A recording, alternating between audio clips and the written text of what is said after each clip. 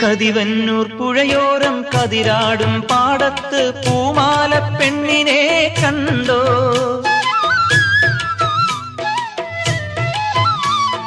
കണിമഞ്ഞിൽ കുറിയോടെ ഇളമഞ്ഞിൻ കുളിരോടെ അവനെന്നെ തേടാറുണ്ടോ?